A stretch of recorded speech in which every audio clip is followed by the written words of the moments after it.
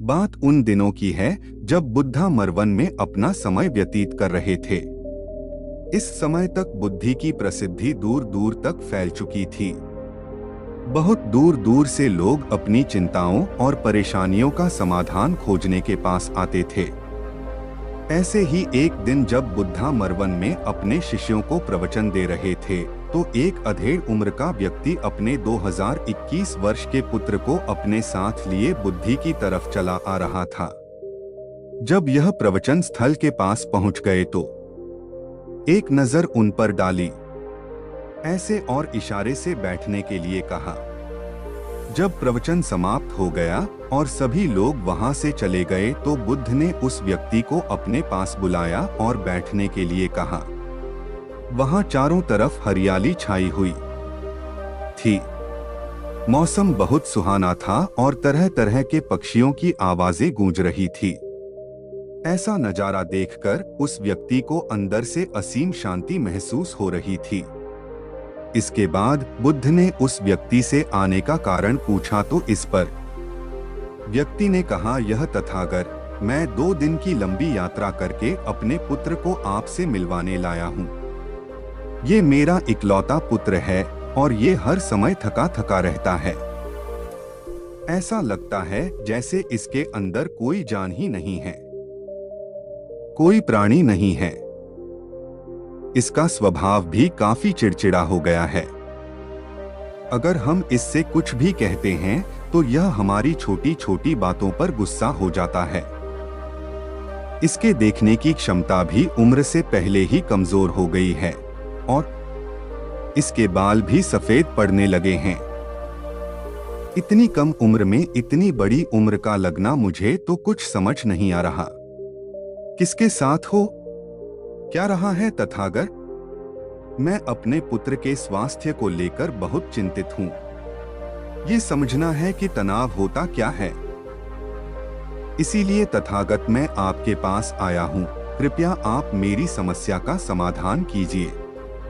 यह सुन बुद्ध उसके पुत्र को बड़े ध्यान से देखते हैं, उसके चेहरे को देखते हैं, उसकी आंखों को देखते हैं और फिर उसके हाथों की नब्ज को भी देखते हैं। यह सारी विधि करने के पश्चात बुद्ध उस व्यक्ति से कहते हैं, तनाव लेना तो कोई नहीं चाहता, लेकिन फिर भी यह तनाव लोगों के दिमाग को दीमक की तरह पकड़ लेता है और व्यक्ति जान भी नहीं पाता कि वह तनाव में जी रहा है। लेकिन अगर व्यक्ति तनाव के कारणों को अच्छे से समझ लेता है और तनाव के बारे में कोई ऐसा पैमाना बना लेता है जिससे वह जान सके कि वह कितने तनाव में है, तो वह इस समस्या का समाधान भी खोज सकता है। सबसे पहले तो तुम ये समझो कि तनाव होता क्या है। जब भी कोई व्यक्ति कोई काम कर रहा होता है लेकिन उसका मन कहीं दूर भटक रहा होता है, कल्पनाओं में होता है, तो उसके शरीर और मन के बीच एक दूरी पैदा हो जाती है। यह दूरी जितनी अधिक होगी व्यक्ति उतनी ही ज्यादा बेहोशी की अवस्था में होता है और शरीर व मन के बीच की इसी दूरी, इसी खिंचाव को तनाव कहा जाता है। आखिर कोई पसंदीदा खेल खेलने के बाद व्यक्ति चुस्ती और प्रसन्नता से क्यों भर जाता है, जबकि उसने तो अपने शरीर को थकाया है। लेकिन समझने वाली बात यह है कि खेलते समय मन और शरीर एक साथ पूरी तरह से उस खेल में केंद्रित होते हैं, जिससे शरीर और मन के बीच दूरी पैदा नहीं होती और कोई तनाव पैदा नहीं होता। और अगर दिमाग में कोई तनाव था भी तो वो भी दूर हो जाता है। लेकिन इसके विपरीत जब हम कोई ऐसा काम करते हैं जो हमें पसंद नहीं है, तो हमारा ससुर तो उस काम को कर रहा होता है, लेकिन हमारा मन कहीं दूर कल्पनाओं में भटक रहा होता है, जिससे शरीर और मन के बीच एक दूरी पैदा हो गई और तनाव ने जन्म ले लिया। इसीलिए व्यक्ति को एक समय पर सिर्फ एक ही काम करना चाहिए और अपने तन और मन की सारी शक्ति उसी एक काम पर लगा देनी चाहिए, जिससे व्यक्ति के अंदर तनाव पैदा ही ना हो। इसके बाद बुद्ध ने कहा, तनाव पैदा होने के मुख्य 8 कारण होते हैं और जिसने इन कारणों को समझ लिया वो जीवन भर तनाव मुक्त रह सकता है। मुख्य कारणों में सबसे पहला कारण है अति महत्वाकांक्षी होना। महत्वाकांक्षी होना अच्छी बात है, लेकिन क्या कभी आपने इस बात पर ध्यान दिया है कि इंसान के लक्ष्य कभी पूरी ही नहीं होते। उसका एक लक्ष्य पूरा हुआ नहीं कि वह दूसरे की तरफ भागने लगता है, दूसरा पूरा हुआ तो तीसरे की तरफ, और इस तरीके से वो अपने लक्ष्यों को पाने के लिए जिंदगी भर गोल गोल घूमता रहता है। इसीलिए जो व्यक्ति अति महत्वाकांक्षी होता है, जिसने बड़े बड़े लक्ष्य बनाए होते हैं, वह वर्तमान में कभी रह ही नहीं पाता। उसका मन सदैव भविष्य की योजनाएं बनाने में ही व्यस्त रहता है। उसका शरीर तो वर्तमान में रहता है, लेकिन भविष्य में ही रहता है, जिससे मन और शरीर के बीच दूरी पैदा हो जाती है और वह तनाव भरी जिंदगी जीने लगता है। बुद्ध के मुंह से यह बात सुन उस लड़के ने कहा, बुद्ध, तो फिर इसका मतलब है कि हमें लक्ष्य नहीं बनानी चाहिए, क्योंकि लक्ष्य बनाना भी तो महत्वाकांक्षा ही है। इस पर बुद्ध ने कहा, जीवन में लक्ष्य बनाना कोई गलत बात नहीं है, लेकिन समस्या तब उत्पन्न होती है जब वो अपना पूरा ध्यान उस लक्ष्य से मिलने वाले परिणाम पर ही लगा देते हैं और उसके परिणाम की चिंता करते रहते हैं। व्यक्ति को वर्तमान में जीना आना चाहिए। आप लक्ष्य बनाइए और उस लक्ष्य की प्राप्ति के लिए कड़ी मेहनत करिए, लेकिन साथ ही साथ आपको इस बात का भी ज्ञान होना चाहिए कि आप अभी वर्तमान में जी रहे हैं और वर्तमान ही सत्य है। बुद्ध ने आगे कहा, तनाव का दूसरा सबसे बड़ा कारण है ईर्ष्या। जब व्यक्ति ईर्ष्या और जलन से भर जाता है तो उसका मन अंदर से सड़ने लगता है। ईर्ष्या एक आंतरिक घाव है। आंतरिक घाव यानी मन का घाव व्यक्ति के शरीर का घाव तो भर सकता है, लेकिन मन का घाव कभी नहीं भर सकता।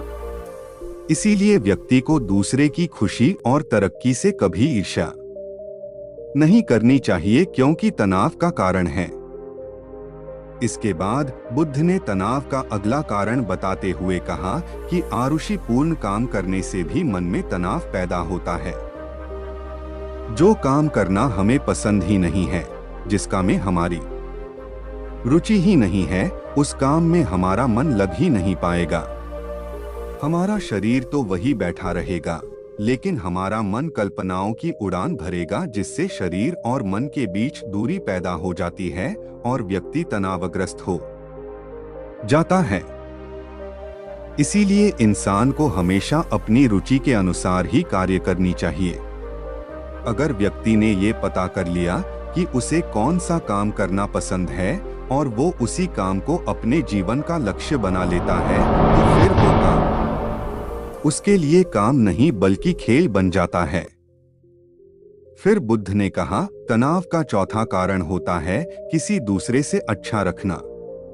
बुद्ध ने उस व्यक्ति की ओर इशारा करते हुए कहा, एक पिता होने के नाते तुम्हारी अपने पुत्र से बहुत सी अपेक्षाएं होंगी कि तुम्हारा पुत्र एक बहुत ही कामयाब इंसान बने, तुम्हारा नाम रोशन करे, जैसा तुम चाहते हो उस तरह का जीवन जिए, तुम्हारी हर बात मानी।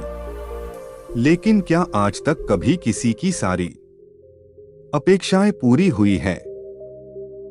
जब भी कोई व्यक्ति किसी दूसरे से कोई अपेक्षा रखने लगता है तो वो अनजाने में अपने लिए तनाव पैदा करने लगता है। जरा सोचो कि अगर तुम्हारा बेटा तुम्हारे अनुसार काम नहीं कर रहा और वो नहीं बन पा रहा जो तुम उसे बनाना चाहते हो, तो निश्चित रूप से तुम्हारे दिमाग को तनाव पकड़ लेगा। तुम तनाव से भरा जीवन जीना शुरू कर दोगे और इस तनाव के बस में आकर तुम ऐसा व्यवहार करोगे, ऐसी बातें करोगे कि तुम्हारा अपने पुत्र के साथ संबंध और भी खराब होता चला जाएगा। इसीलिए व्यक्ति को जितना हो सके उतनी कम अपेक्षाएं दूसरों से रखनी चाहिए, और अगर पूरी तरह से तनाव मुक्त रहना है तो दूसरों से अपेक्षा रखना ही बंद कर दो। इसके बाद बुद्ध ने कहा कि शारीरिक कष्ट भी इंसान के तनाव का एक कारण होता है। जब व्यक्ति किसी शारीरिक पीड़ा से गुजर रहा होता है तो उसका पूरा ध्यान बस अपने उस शारीरिक दर्द पर होता है और वो पूरे दिन बस उसी के बारे में सोचता रहता है, जिससे उसका मन दुख के विचारों से भर जाता है और ऐसी स्थिति में व्यक्ति तनावग्रस्त रहने लगता है। यह सुन उस व्यक्ति ने कहा कि हे बुद्ध, शारीरिक दुख तो किसी भी व्यक्ति को हो सकता है, तो फिर क्या हुआ? व्यक्ति जीवन भर तनाव में ही जिएगा। इसका जवाब देते हुए बुद्ध ने कहा कि इंसान को ये बात समझनी चाहिए कि हमारा जीवन दुखों का आधार है। जैसे जैसे हमारा जीवन आगे बढ़ता है, इसमें दुख आते हैं, बीमारियां आती हैं और फिर अंत में मृत्यु भी आती है। तो बीमारियां इंसान के जीवन का अभिन्न अंग है, कोई इनसे बच नहीं सकता। बस किसी किसी के जीवन में ये समय से पहले आ जाती है तो किसी के बाद में पढ़ाती सबको है। जब इंसान का मन इस बात को अच्छे से समझ लेगा तो फिर वह अपनी बीमारी के बारे में सोच सोचकर ज्यादा तनाव नहीं लेगा, क्योंकि यह हमारे जीवन का अभिन्न हिस्सा है और इसके लिए व्यक्ति को शारीरिक रूप से भी अभ्यास करते रहना चाहिए। अपने जीवन में व्यायाम और स्वस्थ जीवन शैली को भी जगह देनी चाहिए ताकि उसका शरीर लंबे समय तक निरोगी रहकर सही से काम कर सके। तनाव का अगला कारण होता है अपनी योजनाओं को समझने के लिए समय न देना। कुछ लोगों के दिमाग में कोई विचार आया नहीं है कि वो बिना सोचे समझे उस पर काम करना शुरू कर देते हैं और जब उस काम में उन्हें असफलता मिलती है तो वह तनाव से भर जाते हैं, क्योंकि उन्होंने उस काम को शुरू करने से पहले उसके बारे में पूरी जानकारी इकट्ठा नहीं की थी। इंसान को कोई भी काम शुरू करने से पहले उसके अच्छे और बुरे परिणामों के बारे में ठीक से सोच विचार कर लेना चाहिए। इंसान को इस बारे में भी सोच लेना चाहिए कि अगर ये योजना सफल नहीं हुई तो फिर इसके बाद मैं क्या करूंगा। इसलिए व्यक्ति को अपनी योजनाओं को ठीक से समझने के लिए पूरा समय देना चाहिए ताकि बाद में उस योजना की वजह से तनाव पैदा ना हो। तनाव का 7वां सबसे बड़ा कारण होता है टालमटोल करना। आज के काम को कल पर टालना।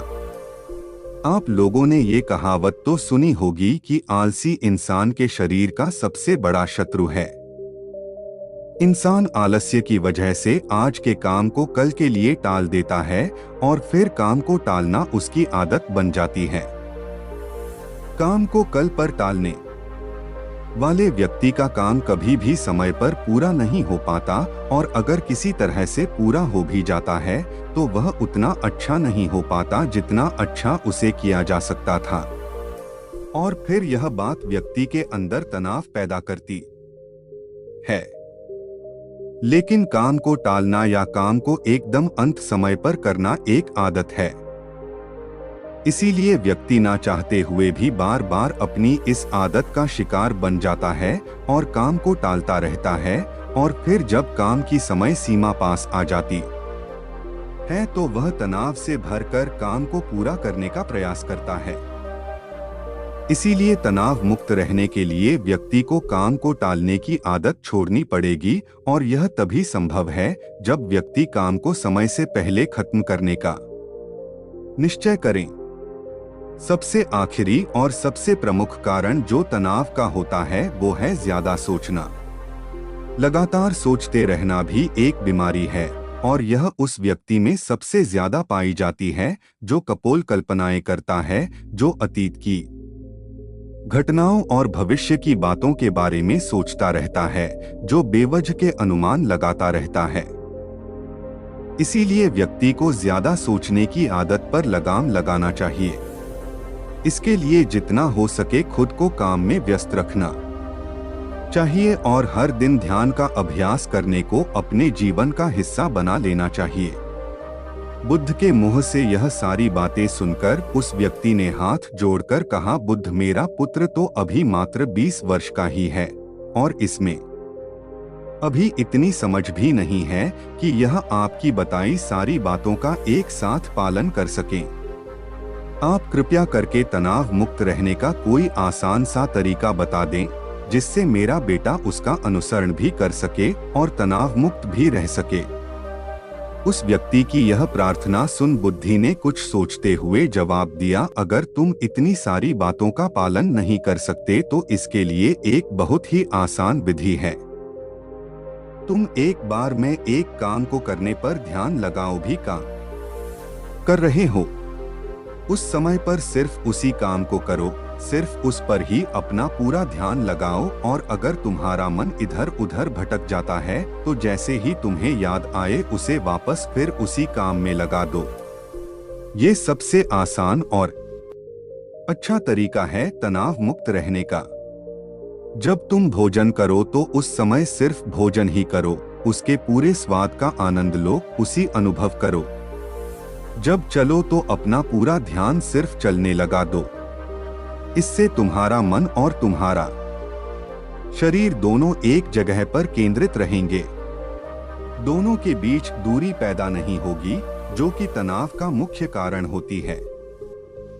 दोस्तों, आज की युवा पीढ़ी एक ही समय पर 2-2, 3-3 काम करने के आदी हो चुकी है, जैसे फोन पर बात करते हुए गाड़ी चलाना, खाना खाते हुए टीवी देखना, ये फोन चलाना, और फिर इनकी शिकायत रहती है कि मैं तनाव में जी रहा हूँ, मेरा मन शांत रहता है, मैं चिड़चिड़ा सा हो गया हूँ। जब कोई व्यक्ति एक ही समय पर 3-3 काम करेगा तो तनाव पैदा होना तो स्वाभाविक है, क्योंकि दिमाग तो एक समय पर पूरा ध्यान लगाकर सिर्फ एक ही काम कर सकता है। पूर्ण रूप से एक ही समय पर 2 कामों पर ध्यान कभी नहीं लग सकता। इसीलिए जहां तक संभव हो सके एक समय पर सिर्फ एक ही काम करने का प्रयास करें, वो भी पूरे ध्यान के साथ। दोस्तों, आशा करता हूं कि आपको इस स्टोरी